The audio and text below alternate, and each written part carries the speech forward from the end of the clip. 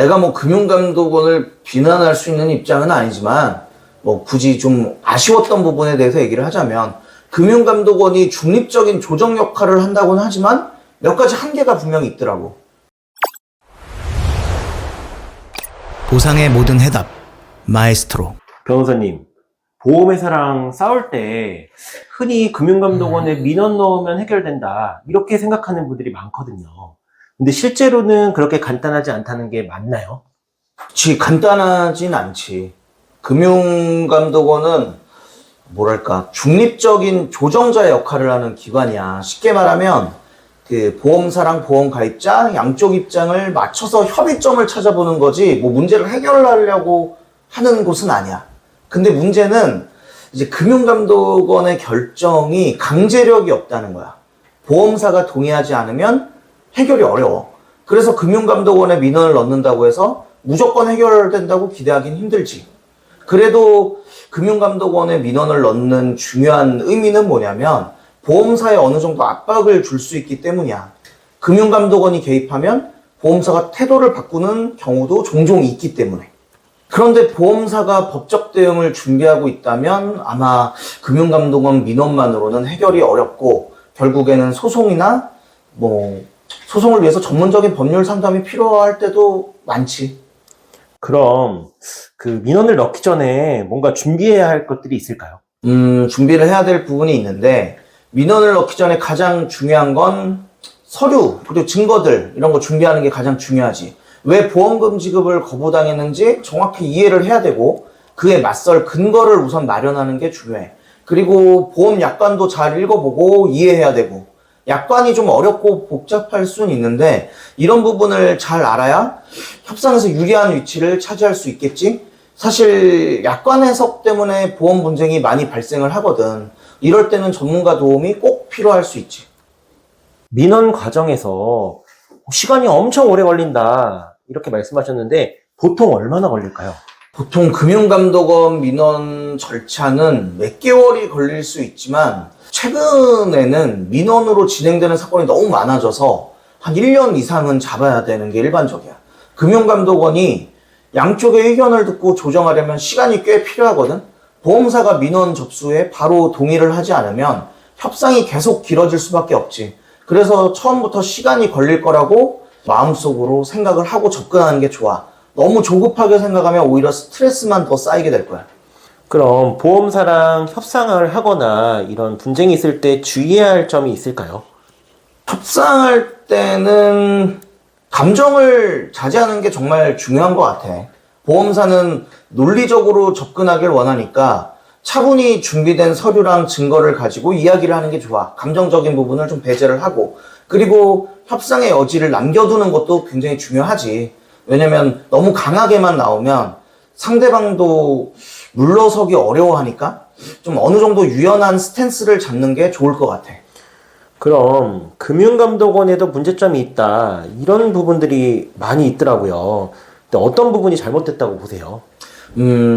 내가 뭐 금융감독원을 비난할 수 있는 입장은 아니지만 뭐 굳이 좀 아쉬웠던 부분에 대해서 얘기를 하자면 금융감독원이 중립적인 조정 역할을 한다고는 하지만 몇 가지 한계가 분명히 있더라고.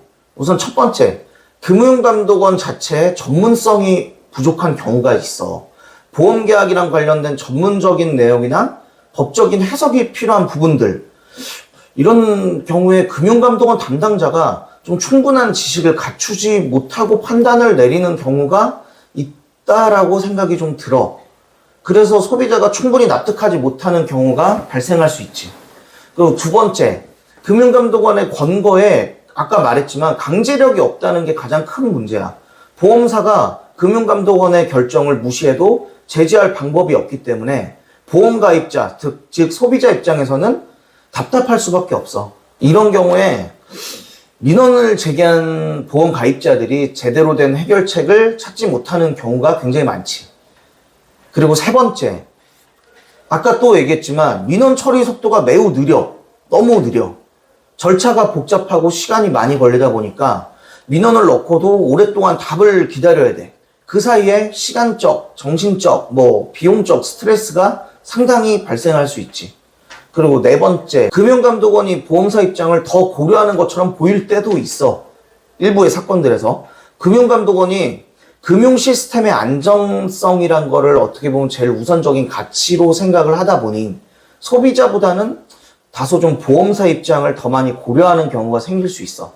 그래서 금융감독원만 믿고 문제를 해결하다 보면 예상보다 더 어려운 상황에 처할 때도 있지. 혹시 금융감독원 민원 말고 다른 방법으로 해결할 수 있을까요? 사실 금융감독원 민원은 마지막 무기라고 생각하고 보험회사 심사자랑 우선적으로 협의를 하는 게 가장 좋은 방법인 것 같아. 만약에 그래도 해결이 안 될 때는 금융감독원 민원을 넣는 걸 적극적으로 고민을 했으면 좋겠어. 그리고 또 민원을 넣더라도 내용 작성에 있어서 구체적인 분쟁 이유랑 법적인 어떤 쟁점과 관련한 판례 등이 같이 제출이 되면 좋은데, 만약에 이런 것들이 제출되지 않는다면은 그냥 보험회사 입장을 복사 붙여넣기 해서 민원 회신을 받게 될 거야. 금융감독원에서 보낸. 혹여나 좀 이런 상황에 처해 있다면 그때는 법원을 통해서 소송을 진행하는 것이 유일한 방법이라고 봐야지. 다만 아까 말했듯이 금융감독원 민원이 보통 보험회사 입장을 대변하는 경우가 많고 시간도 오래 걸리다 보니까 소송으로 진행하는 게 오히려 시간적으로는 더 이득인 경우들이 많아. 그럼 그 마지막으로 이런 분쟁으로 보험사랑 문제가 있는 분들에게 조언해 주실 수 있을까요? 가장 중요한 건 상황을 명확하게 파악하셔야 된다는 거지. 보험사랑 문제를 해결하려면 계약 내용, 약관 해석, 관련 법률에 대한 이해가 좀 필수적으로 전제가 돼야 돼.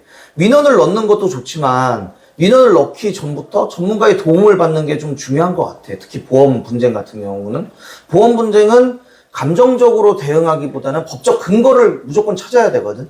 변호사 같은 전문가 도움을 받으면 결과에도 좀 차이를 만들 수 있을 것 같고, 그리고 약관을 좀 스스로 꼼꼼히 읽고 이해하는 것도 정말 중요하다고 생각해.